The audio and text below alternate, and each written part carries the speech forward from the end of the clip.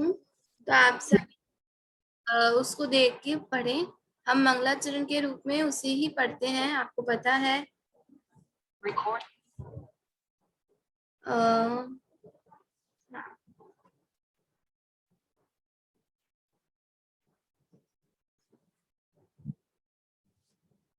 देखिए आपकी स्क्रीन पे ये आ चुकी है देव स्तुति। हम अभी मंगलाचरण के तौर पे इसका जो फर्स्ट छंद है वही पढ़ने वाले हैं। आपकी स्क्रीन पे आपको शो हो रहा होगा, तो आप सभी उसे देख के बोल लें, है ना। चलिए।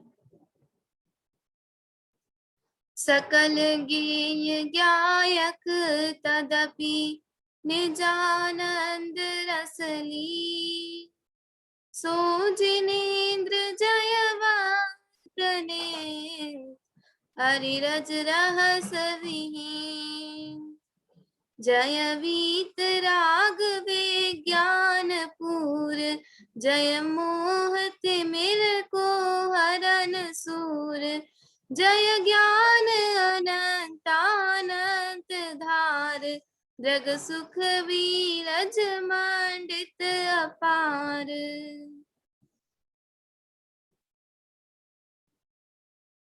अभी हमने मंगलाचरण किया। आप में से किसी को, अब हम अगला शुरू करें हमारे आगे की स्तुति, उससे पहले मैं पूछना चाहूंगी, आप में से किसी को कोई भी तरह का डाउट हो अभी तक में समता षोडशी में या फिर इस देव स्तुति में जो हमने कल 11 छंद पढ़े थे, अगर आपको कोई भी डाउट है तो आप पूछ सकते हैं। ठीक है, तो और यदि आपको कोई डाउट नहीं है तो हम फिर आगे चलेंगे। ठीक है, हाँ, तो हम आगे चलते हैं। किसी का भी हैंड रेस नहीं हुआ है, मतलब सबको समझ में आ चुका है। तो अब हम 11 तक हमने कर लिया था ना, वहां तक 10 तक कर लिया था, 11 से करना है। हाँ, यहाँ 11 से हमको पढ़ना है ना। आपको 10 तक में सबको सब समझ में आ गया है, ये मान के मैं चल रही हूँ कि क्योंकि किसी का हैंड रेस नहीं है। वेरी गुड, थम्स अप दिख गया है, मतलब आपको आ गया है समझ में। चलिए, तो हम अब 11th नंबर का पढ़ते हैं। आप सभी भी पाठ करें इसका मेरे साथ साथ। तुमको बिन जाने जो कलेश पाए, सो तुम जानत जिनेश, पशु नारक नर सुर गति मझार, भव धर धर मर्यो अनंत बार। देखिए इसमें क्या कहा है कि इसमें हमने कहा ना भगवान को कि हे प्रभु, आप हमारा दुख दूर करने में निमित्त कारण है, इसलिए मैं अपने दुख आपसे कहता हूँ। हमने पढ़ा था ना कि अगुचरों ने दुख जो चिर लहा है ना, मैं अब अपने दुख आपसे कहता हूँ। तो यहाँ हम अपने दुख कहना हमने शुरू कर दिए कि तुमको बिन जाने जो कलेश पाए, सो तुम जानत जिनेश। मतलब आपको हे जिनेन्द्र परमात्मा, हे अरहंत परमेष्ठी, आपको जाने बिना मैंने जो जो दुख पाए हैं वो सब आप जानते हैं, क्योंकि वे सर्वज्ञ है ना, तो वे तो सब जानते हैं। तो हम कह रहे हैं कि हमारे सारे दुख आपको पता है। पशु नारक नर सुर गति मझार, 4 गतियां होती है ना, कौन कौन सी 4 गतियां होती हैं? आप में से कोई बताना चाहते हैं 4 गतियों के नाम? आप हैंड रेज करें तो मैं आपको अनम्यूट करूंगी यहाँ से। हाँ, विशुद्धि जी जैन, आप बताइए।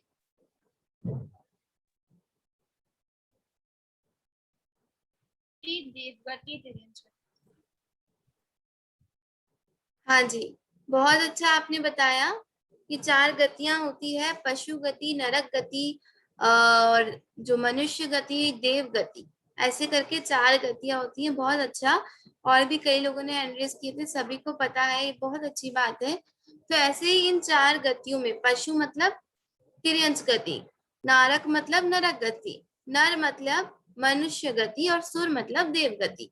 तो ये चारों गतियों मंझार मतलब में, इन चारों गतियों में भव धर धर मर्यो अनंत बार, अनंत बार मैंने जन्म धारण कर करके मरण किया है और बहुत दुख उठाया है। तो इसमें हमने ये कहा कि हे जिनेंद्र परमात्मा, आपको जाने बिना मैंने चारों गतियों में जन्म मरण करके अभी तक बहुत क्लेश पाया, बहुत दुख उठाया। आया आपको समझ में 11th नंबर का? हाँ, अगर आया है तो आप थम्स अप दिखा दीजिए। Thums up. यस, आगे सबके थम्स अप, मतलब आपको समझ में आ चुका है। तो हम पढ़ते हैं 12th नंबर का। ठीक है, आप सभी हाथ जोड़ लें। अब काल लब्धि बल ते दयाल, तुम दर्शन पाय भयो खुशाल।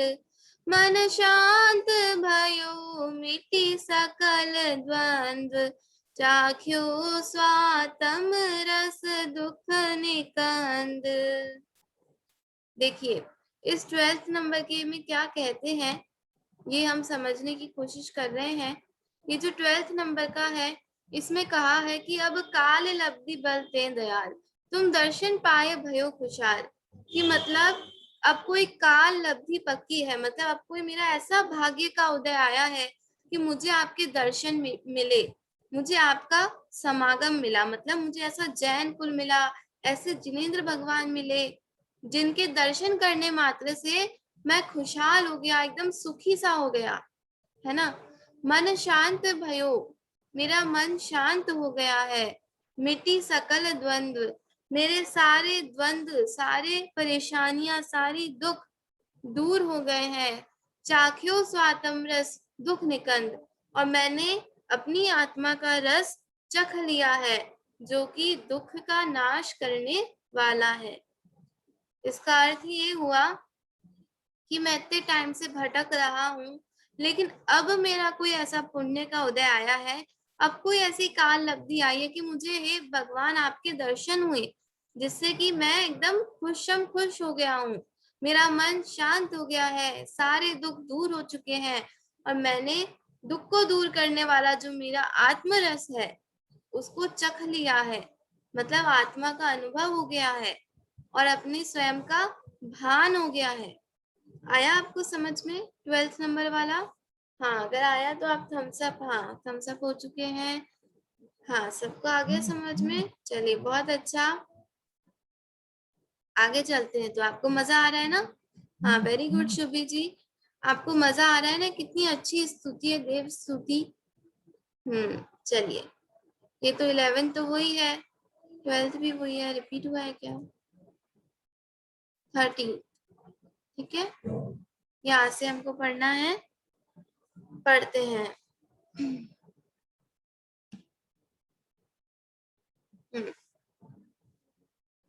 ताते अब ऐसी करहु नाथ, बिछुरे न कभी तुम चरण साथ। तुम गुण गण को नहीं छेव देव, जग तारन को तुग विरद एव। आया आपको समझ में? देखिए, मैं समझाती हूँ। ताते अब ऐसी करहु नाथ, बिछुरे न कभी तुम चरण साथ। तो हमने इतने भाग्य से आपके दर्शन पाए हैं, तो हम रिक्वेस्ट कर रहे हैं कि हे प्रभु, अब ऐसा कुछ कीजिए कि आपके इन चरणों का साथ कभी भी नहीं छूटे, मतलब हमेशा मैं आपके चरणों की सेवा करता रहूं। तुम गुणगण को नहीं छेव देव, मतलब हे जिनेंद्र परमेष्टि, हे अरहंत परमेष्टि, आपके गुणों के समूह को कोई छेद नहीं सकता। हे देव, हे जिनेंद्र देव, आपके गुण इतने हैं कि उनका कोई आर पार नहीं है, मतलब आप गुणों के भंडार हैं, आप में अनंत गुण है ना।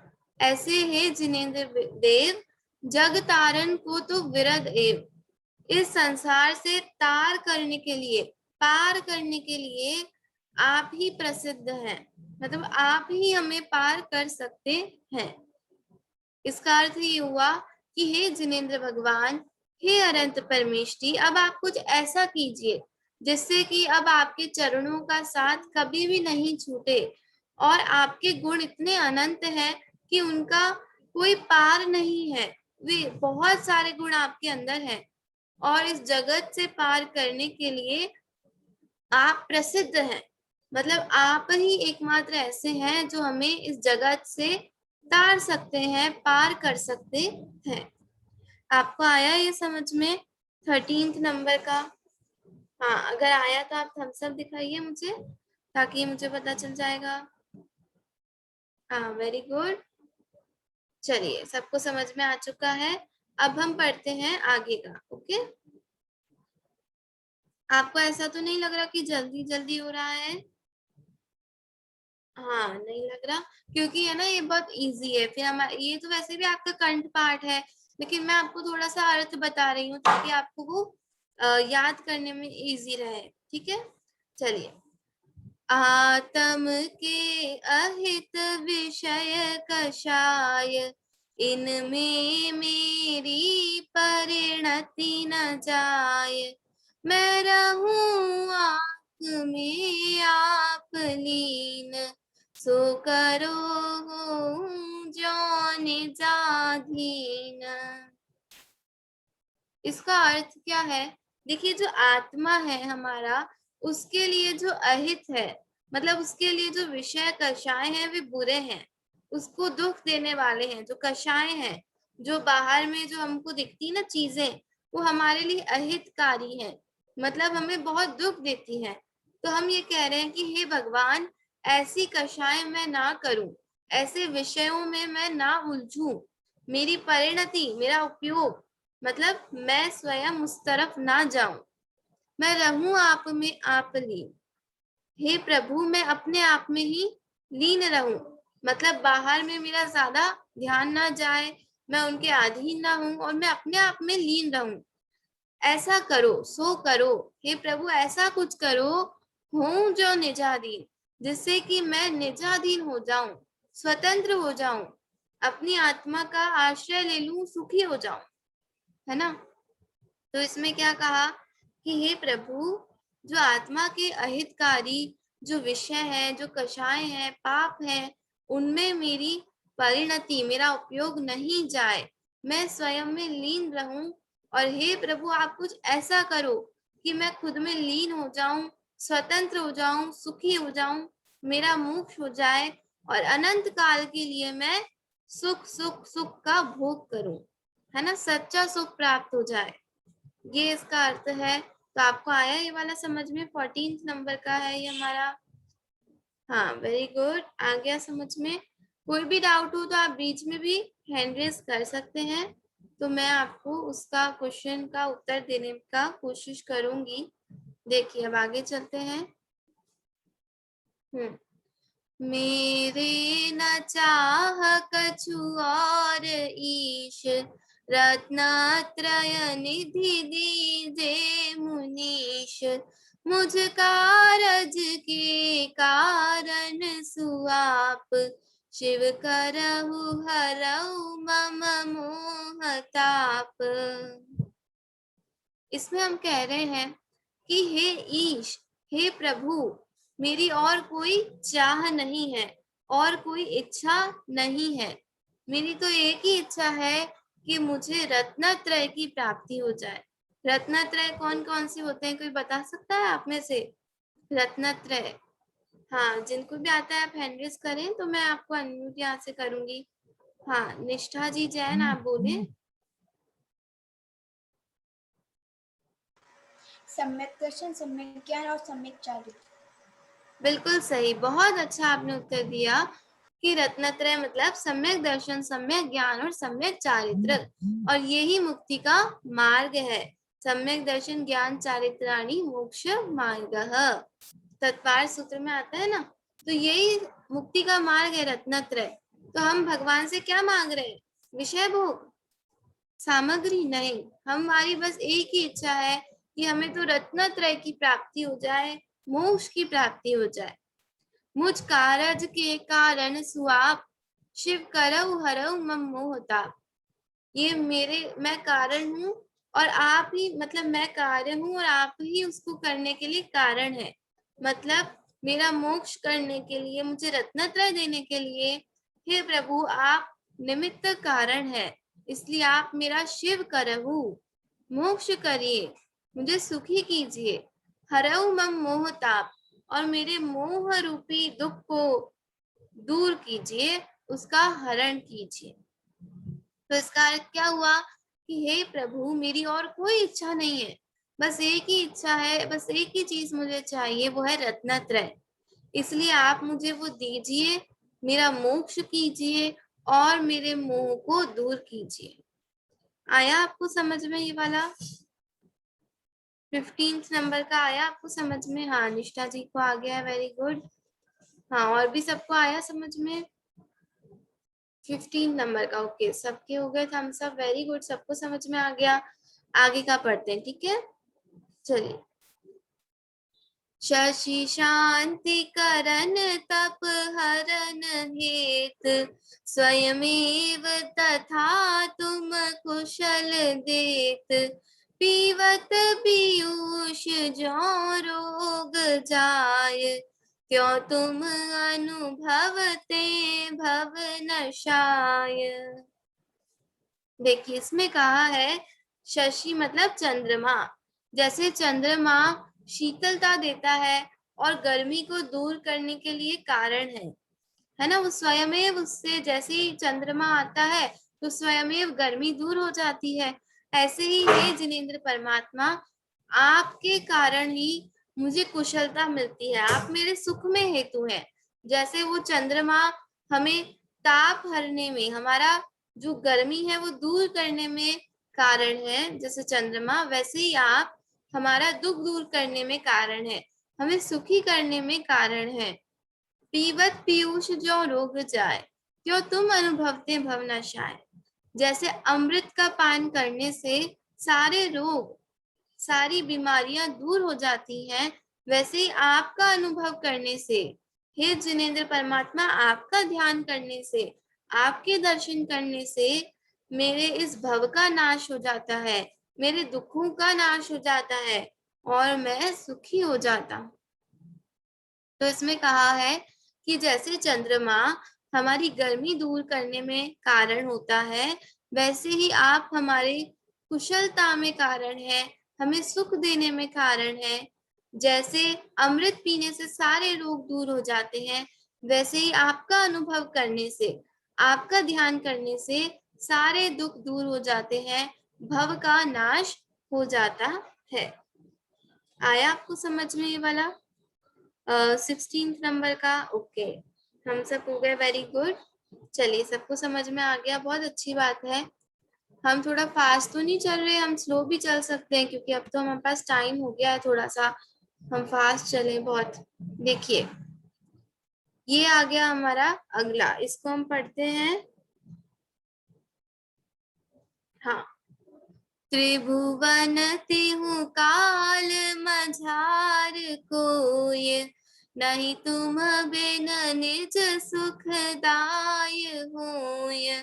मोर यह निश्चय भयो आज, दुख जलधि उतारन तुम जहाज। क्या कहते हैं इसमें? इसमें कहते हैं कि त्रिभुवन मतलब तीनों लोकों में, तीनों कालों में, मंझार मतलब में, कोई मतलब कोई, नहीं मतलब नहीं है। तुम बिन निज सुखदाय हो, आपके बिना मेरे को सुखी करने वाला, मेरे लिए सुखद और कुछ नहीं है। तीनों लोकों मतलब ऊर्ध्वलोक, मध्यलोक और अधोलोक में, तीनों कालों में मतलब भूतकाल, वर्तमान काल और भविष्य काल में कोई भी मुझे आपके जैसा सुख प्रदान करने वाला नहीं है। मतलब और कोई ऐसा नहीं है जो मुझे सुखी कर दे, सिर्फ आप ही हैं जो मुझे सुखी कर सकते हैं। मोर यह निश्चय भयो आज, दुख जलधि उतारन तुम जहाज। हे प्रभु, आज मेरे हृदय में निश्चय हो गया है कि इस दुख रूपी समुद्र से पार करने में केवल आप ही जहाज हैं। मतलब जैसे हम समुद्र में, हमें इस तट से उस तट पे जाना है, इस किनारे से उधर सामने जाना है, तो हम जहाज में बैठ के जाते हैं और उस समुद्र को पार कर लेते हैं। वैसे ही इस संसार रूपी समुद्र में जहाज कौन है? आप में से कोई बता सकता है? इस संसार रूपी समुद्र को पार करने के लिए जहाज के समान कौन है? हाँ, निष्ठा जी जैन, आपने हैंड रेज किया, आपको अनम्यूट किया है मैंने। भगवान। बहुत अच्छा, बिल्कुल सही उत्तर आपने दिया है कि भगवान, जिनेंद्र भगवान, है ना, सच्चे देव शास्त्र गुरु। यहाँ पे हम बात कर रहे हैं अरहंत परमेश जी, तो वे ही हमें इस दुख रूपी समुद्र से पार करने में जहाज के समान है।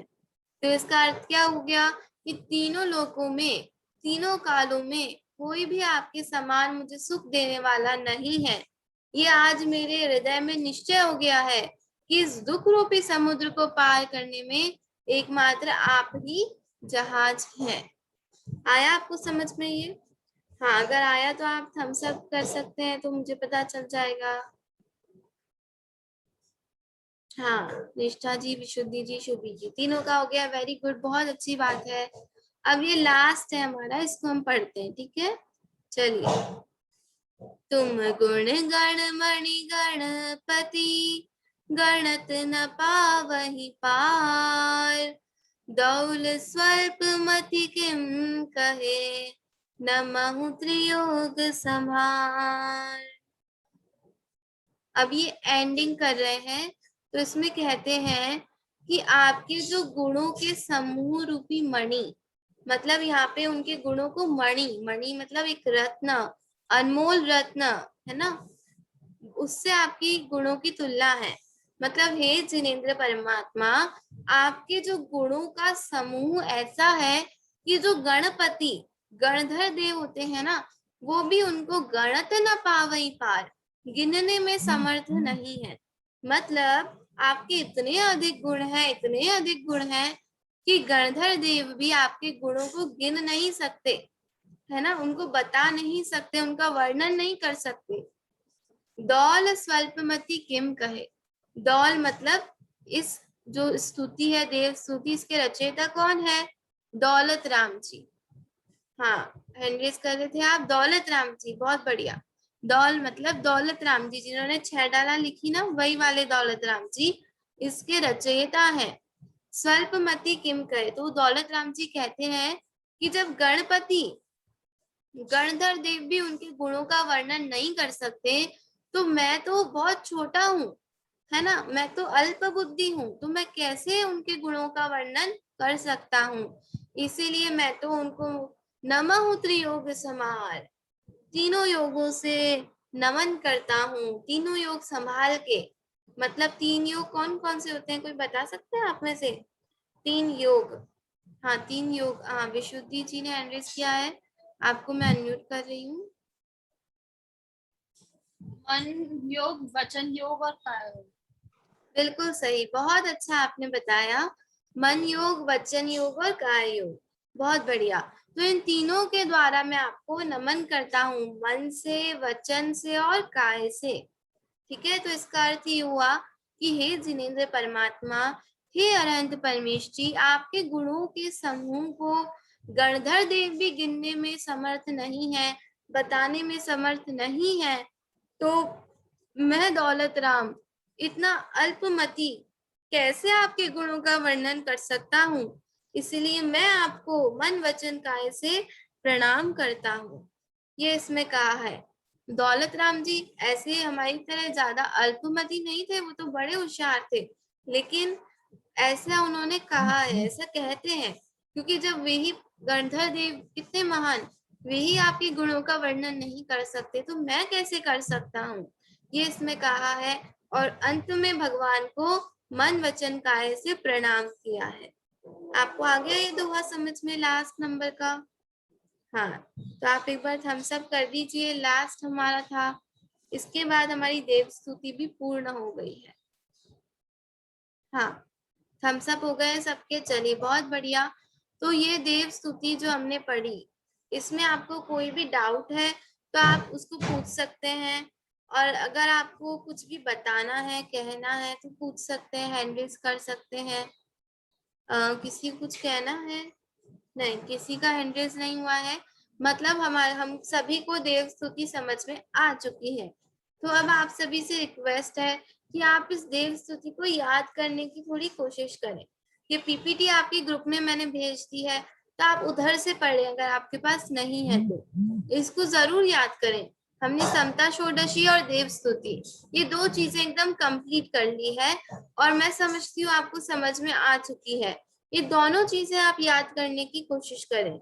हम नीरव निर्झर और पढ़ेंगे, वो भी हमारे कंठपाठ में ही है।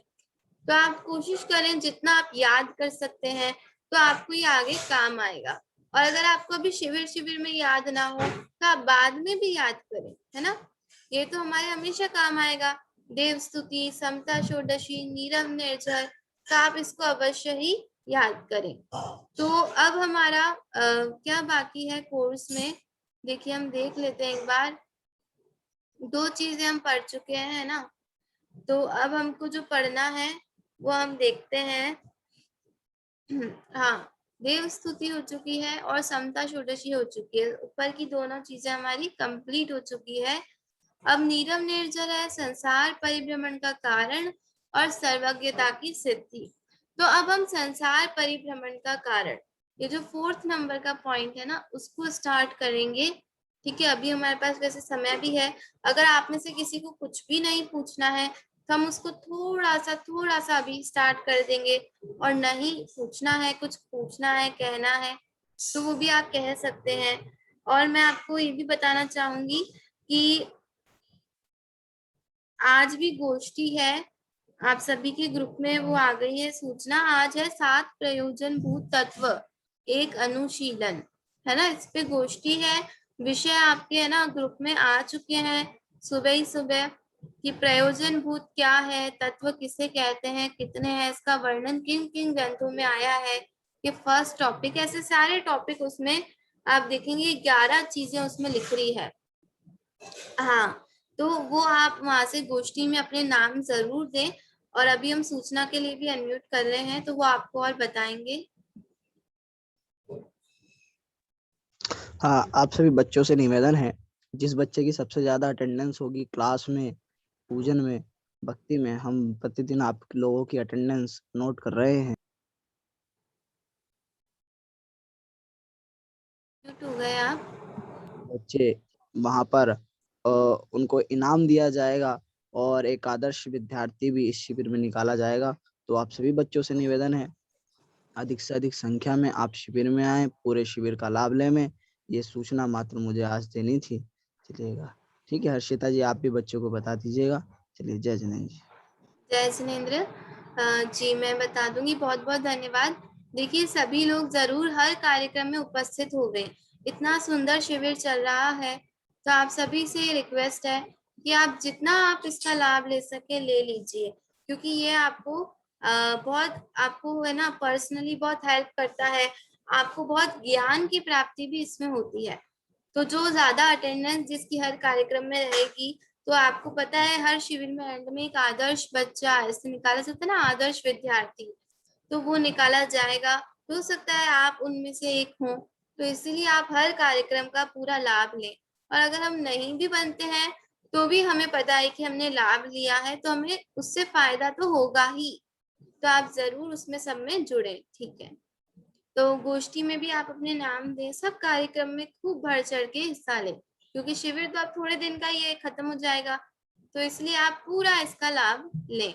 चलिए, अब गोष्ठी की बात हो गई, तो सारी सूचना हो गई। किसी को कुछ पूछना है तो आप पूछे, नहीं तो हम संसार परिभ्रमण का कारण ये थोड़ा सा पढ़ेंगे, ताकि ऐसा भी नहीं लगे कि हमारा टाइम बच रहा है। हम पढ़ लेते हैं। चलिए, किसी का हैंड नहीं है। चलिए, संसार परिभ्रमण का कारण मैं आपकी स्क्रीन पे लगा रही हूँ।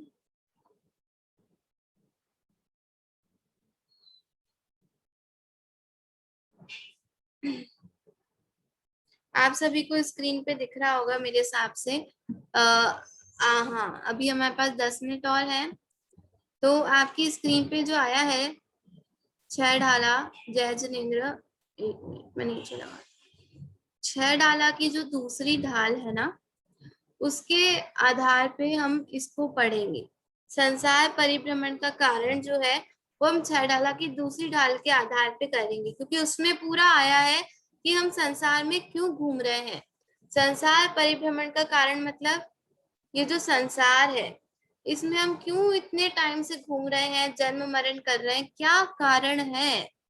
ये जो विषय है ना इतना अच्छा है और इतना इम्पोर्टेंट है, क्योंकि यदि हमें कारण पता चल गया तो हम उसको दूर भी कर पाएंगे और हमारे संसार का भाव हो जाएगा, हम सुखी हो जाएंगे। तो ये बहुत इम्पोर्टेंट है, इसलिए ये विषय आपके कोर्स में है। देखिए, छह डाला और इसके रचयिता कौन है? पंडित दौलत राम जी, अध्यात्म प्रेमी कविवर पंडित दौलत राम जी कृत, जिनकी अभी हमने वो देवस्तुति पढ़ी ना, सकल गेय गायक, वो ही उसके भी रचयिता थे और इसके भी वो ही रचयिता है। ठीक है, तो छह डाला की जो दूसरी ढाल है ना, इसमें क्या बताया है, ये आपको जो दिख रहा होगा मेरे हिसाब से स्क्रीन पे क्लियर, हाँ दिख रहा है, तो आप है ना उसमें है ना ये जो लिख रहा है ना दूसरी ढाल में संसार भ्रमण, ये मैं पढ़ती हूँ यहाँ से, भले आप में से कोई पढ़ना चाहे तो हैंड रेज करें, तो हम आपको अनम्यूट करने वाले हैं। ये जो दूसरी ढाल में संसार भ्रमण के मूलभूत कारण लिख रहा है ना, ये पढ़ना है आपको देख देख के ओनली। हाँ, निष्ठा जी ने हैंड रेज किया है, आपको अनम्यूट किया है, पढ़े। दूसरी ढाल में संसार भ्रमण के मूलभूत कारण मिथ्या दर्शन ज्ञान चारित्र का ग्रहित और अग्रहित भेद करके निरूपण किया गया है। यह वर्णन इतना अद्भुत बन पड़ा है कि संक्षेप में ही जीवादि तत्वों का सही स्वरूप एवं उनकी संबंध में होने वाली विपरीत मिथ्याओं का एक साथ एक ही छंद में दिग्दर्शन कराने में कविवर सफल रहे हैं। बहुत अच्छा, बिल्कुल सही आपने पढ़ा, वेरी गुड, बहुत बहुत धन्यवाद निष्ठा जी। देखिए, इसमें कहा है जो दूसरी ढाल है ना छह डाला की, इसमें संसार का कारण क्या कहा? मिथ्या दर्शन, मिथ्या ज्ञान और मिथ्या चारित्र। इस दूसरी ढाल में जो संसार का कारण है वो किसको बताया है? तो कहते हैं कि मिथ्या दर्शन, मिथ्या ज्ञान और मिथ्या चारित्र को इसका कारण बताया है। किसका कारण बताया है? संसार का। किसका कारण बताया है? संसार का कारण बताया है। किसको बताया, कोई बताएंगे? किसको संसार का कारण बताया गया है? संसार परिभ्रमण का कारण क्या है? हाँ निष्ठा जी, आपको अनम्यूट किया है, बताइए। मिथ्या दर्शन ज्ञान चारित्र। बहुत अच्छा, बिल्कुल सही आपने बोला, मिथ्या दर्शन ज्ञान चारित्र। आपको अब स्क्रीन पे थोड़ा और बड़ा दिखा होगा मेरे हिसाब से। हाँ, एक मिनट, ठीक है। तो मिथ्या दर्शन ज्ञान चारित्र ये संसार परिभ्रमण का मूलभूत कारण है। ठीक है, मिथ्या दर्शन ज्ञान चारित्र, यहाँ पे आपकी स्क्रीन पे आपको दिख रहा होगा मिथ्या दर्शन, और क्या है? मिथ्या ज्ञान, और क्या है? मिथ्या चारित्र। ये तीनों है ना संसार परिभ्रमण के मूलभूत कारण है। ठीक है, मूलभूत क्या है? कारण है। तो अब आपको एक ही लाइन में उत्तर मिल गया कि संसार परिभ्रमण का कारण क्या है, तो मिथ्या दर्शन, मिथ्या ज्ञान और मिथ्या चारित्र। ठीक है, चलिए अब हम और आगे पढ़ते हैं। इसमें फिर कहा कि मिथ्या दर्शन और मिथ्या ज्ञान, इसके भी उन्होंने फिर दो दो भेद किए हैं, हर चीज के दो दो भेद किए हैं। कौन कौन से दो दो भेद किए हैं? आपको अभी समझ में आया कि नहीं मुझे नहीं पता, लेकिन यहाँ लिख रहा है, ये तो बहुत, हाँ यहाँ लिख रहा है कि कौन कौन से दो भेद किए हैं। तो आपको दिख रहा होगा अग्रहित और ग्रहित। ये अ जो लिखा है ना एक और, वो गलत है, ग्रहित और अग्रहित है उसका अर्थ। देखिए मैं आपको बताऊं, ये देखिए अग्रहित, ये सही लिखा है, और ये भी अग्रहित लिखा है। तो एक है ग्रहित और एक है अग्रहित, यहाँ पे ये अ नहीं है, ओनली ग्रहित और अग्रहित। ठीक है, ऐसा इसको समझना कि दो भेद इस प्रकार से इसमें किए गए हैं। हाँ निष्ठा जी, आपका हैंड रेज है, बोलिए।